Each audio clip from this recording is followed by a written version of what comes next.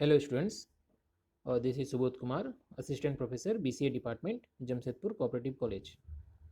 In this session, we are going to learn about jump statements in decision making statements. In jump statement, we will learn break statement, continue statement, and go to statement.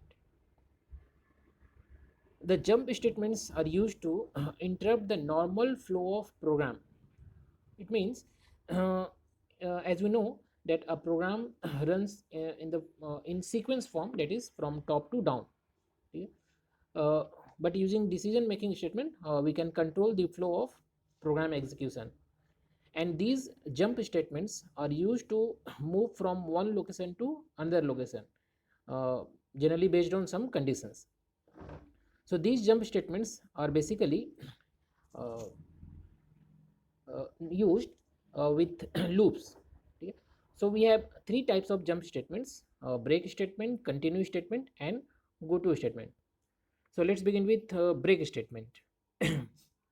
The break statement is used inside a loop or switch case statement. When compiler finds the break statement inside a loop, compiler will abort or exit the loop and continue the execute statements followed by loop. इससे क्या मतलब हुआ? इसका मतलब ये हुआ कि जब लूप में ब्रेक स्टेटमेंट एग्जीक्यूट होगा, देन लूप से जस्ट एग्जिट होकर लूप के बाहर जो प्रोग्राम स्टेटमेंट्स होगा उसको एग्जीक्यूशन स्टार्ट कर देगा. ठीक है. और हम लोगों ने स्विच केस में ऑलरेडी ब्रेक स्टेटमेंट पढ़ा है. Break statement after each case statement we use break statement to exit from the switch case so that next case statement will not automatically execute. Okay. तो यहाँ पर एक example आपको दिख रहा होगा. तो इस एग्जाम्पल में एक लूप है और जो कि स्टार्ट हो रहा है 1 से और मूव कर रहा है अप टू 10. ठीक है. Here i equals to 1 and the condition is i less than equal to 10 and i is incremented by 1 with statement i plus plus. ठीक है. तो suppose we do not have break statement in this loop, यानी कि ये if i equals to 5 and then break statement अगर ये नहीं होता, then output will be 1 2 3 4 5 6 7 8 9 and 10. ठीक है. Suppose we want to exit the loop when i becomes 5. ठीक है. तो प्रिंट एफ स्टेटमेंट में आई को प्रिंट कर रहे हैं. ठीक है. उसके बाद एक स्टेटमेंट है if i equals to 5 then break statement will execute. तो आई का वैल्यू जब 1 होगा, ठीक है, तो प्रिंट एफ स्टेटमेंट से आई प्रिंट हो जाएगा.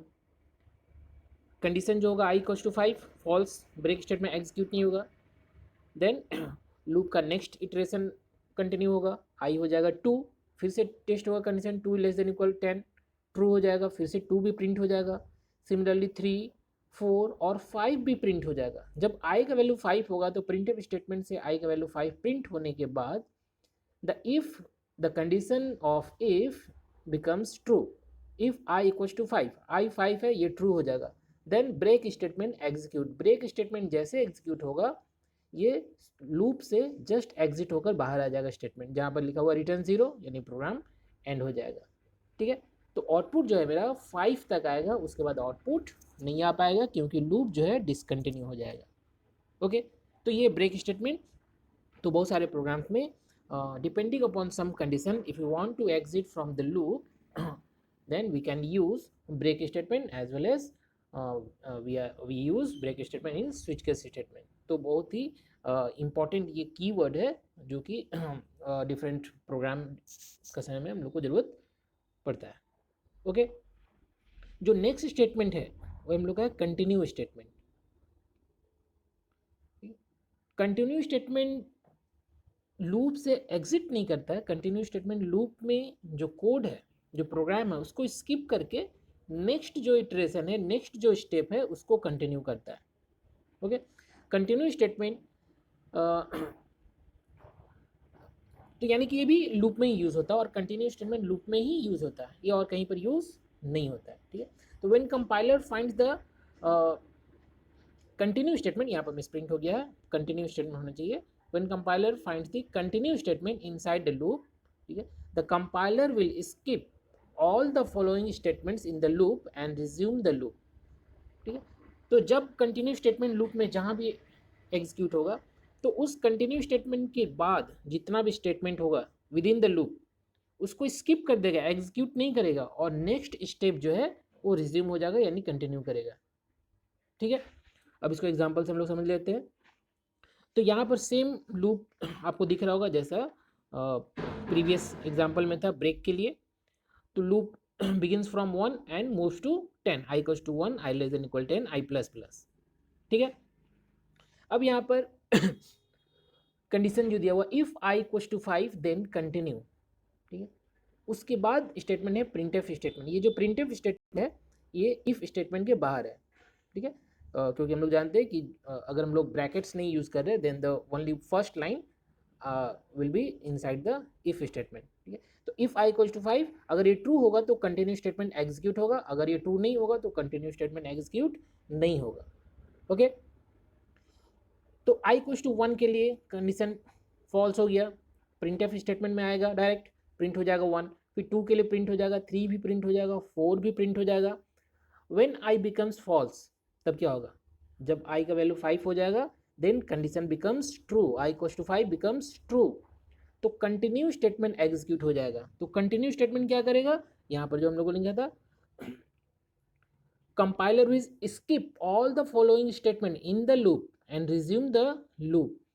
तो कंटिन्यू के बाद फॉलोइंग स्टेटमेंट क्या है, प्रिंट एफ स्टेटमेंट। तो कंटिन्यू स्टेटमेंट जैसे आया तो उसके बाद का कोई भी कोड जो लूप में है उसको एग्जीक्यूट नहीं करेगा, छोड़ देगा, और वहीं से लूप कंटिन्यू हो जाएगा। लूप कंटिन्यू होकर कहाँ चल जाएगा, आई प्लस प्लस अपडेट एक्सप्रेशन में। ठीक है, तो जैसे आई का वैल्यू 5 होगा प्रिंटफ स्टेटमेंट तक वो जाएगा ही नहीं, कंटिन्यू हो जाएगा वहीं से, यानी आई प्लस प्लस होगा, आई का वैल्यू हो जाएगा 6, एंड फिर 6 के लिए कंडीशन चेक होगा, 6 लेस देन 10 ट्रू हो गया, फिर उसके बाद कंडीशन i इक्वल्स टू 5 कभी भी ट्रू नहीं होगा, तो प्रिंटफ स्टेटमेंट हर बार एग्जीक्यूट हो जाएगा, यानी 6 के लिए, 7 के लिए, 8 के लिए, 9 के लिए और 10 के लिए, और जब i का वैल्यू 11 हो जाएगा तो लूप फॉल्स हो जाएगा। तो इस प्रोग्राम का आउटपुट जो है 1 2 3 4 और 5 प्रिंट नहीं हो पाएगा क्योंकि 5 के लिए प्रिंटफ स्टेटमेंट एग्जीक्यूट नहीं हुआ था, तो 6 से फिर कंटिन्यू हुआ, तो 6 7 8 9 10। ठीक है, तो ऐसा कहीं पर रिक्वायरमेंट है कि किसी पर्टिकुलर स्टेप को depending upon some condition skip करना है तो हमको यूज़ करना पड़ेगा कंटिन्यू स्टेटमेंट। और इसमें ये याद रखना होगा कि जो स्किप करना है वो कंटिन्यू स्टेटमेंट के बाद होना चाहिए। अगर ये प्रिंटफ स्टेटमेंट इफ का पहले होता तो ये कंटिन्यू स्टेटमेंट लिखने का कोई बेनिफिट नहीं होता। तो स्किप जो कोड करना है लूप में उसका पहले कंटिन्यू स्टेटमेंट का वो पहले होना चाहिए, सॉरी कंटिन्यू स्टेटमेंट के बाद होना चाहिए। अगर वो स्टेटमेंट कंटिन्यू स्टेटमेंट का पहले होगा तो स्किप नहीं हो पाएगा। ओके, तो ये हो गया कंटिन्यू स्टेटमेंट। और जो लास्ट हम लोग का स्टेटमेंट है वो है गो टू स्टेटमेंट। ठीक है, गो टू स्टेटमेंट जो है ये भी एक लोकेशन से दूसरा लोकेशन में मूव करने के लिए यूज़ करते हैं। गो टू स्टेटमेंट को हम लोग अवॉइड करते हैं, ठीक है, क्योंकि गो टू स्टेटमेंट हम लोग लूप विदाउट लूप किसी भी कंडीशन में हम लोग यूज़ कर सकते हैं, नहीं लूप के अंदर भी कर सकते हैं एंड लूप के बाहर भी यूज़ कर सकते हैं।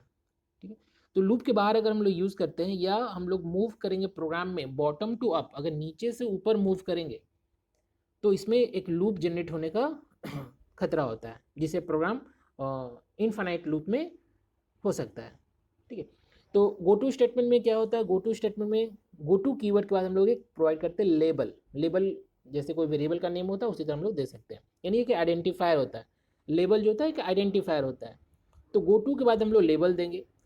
ठीक है, और ये लेबल प्रोग्राम में जहाँ भी डिफाइन होगा उससे ऊपर या उससे नीचे कहीं भी जब go to label statement execute होगा तो उस लेबल में प्रोग्राम वहाँ से कंटिन्यू हो जाएगा। ठीक है, अब इसको एक एग्जांपल से हम लोग समझ लेते हैं।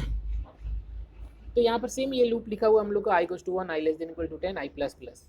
ठीक है, तो if i equals to 5 go to end, तो जैसे गो टू एंड एग्जीक्यूट होगा एंड प्रोग्राम में जहाँ भी ये लेबल मेंशन होगा एंड, ठीक है, वहाँ पर प्रोग्राम चले जाएगा। तो यहाँ पर लूप से एग्जिट होकर आ जाएगा एंड जो मेरा आइडेंटिफायर है यानी जिसको लेबल हम लोग बोलेंगे और हम लोग का एंड ऑफ प्रोग्राम आ जाएगा, यानी आई का वैल्यू 1 2 3 और 4 के लिए तो प्रिंट हो जाएगा, जैसे आई का वैल्यू 5 होगा गो टू एंड यानी एंड लेवल पे चले जाएगा और मेरा एंड ऑफ प्रोग्राम ये आउटपुट आ जाएगा। अगर ये एंड स्टेटमेंट जो होता है, ठीक है, अगर ये एंड स्टेटमेंट जो हम लोग का है ये हम लोग का एंड स्टेटमेंट अगर हम लोग का ये ऊपर कहीं होता, इधर कहीं होता ऊपर, तो क्या होता, प्रोग्राम लूप से निकल कर ऊपर चले जाता है, लूप से पहले, ठीक है। यानी सपोज लूप से पहले होता, यानी इसका भी पहले कहीं पर होता है, ठीक है। तो क्या होता है लूप से निकलकर प्रोग्राम लूप से पहले कहीं चले जाता और फिर लूप में एंट्री होता, फिर से लूप चलने लगता, फिर से नीचे से फिर ऊपर चले जाता, तो यहाँ पर एक इनफाइनाइट लूप बन जाता है। तो गो टू स्टेटमेंट यूज करते समय बहुत ध्यान देना पड़ता है कि लूप या कहीं भी प्रोग्राम गो टू स्टेटमेंट लिख रहे हैं, तो अगर हम लोग बॉटम से नीचे से गो टू स्टेटमेंट से यूज करके अगर ऊपर चले गए प्रोग्राम में मूव कर गए, तो फिर वहाँ पर एक लूप बन सकता है, तो उससे बचना चाहिए। तो हम लोग अवॉइड करते हैं यूजिंग गो टू स्टेटमेंट, ठीक है। तो यहाँ पर आउटपुट हम लोग का 1 2 3 4 और एंड ऑफ द प्रोग्राम ये आ जाएगा।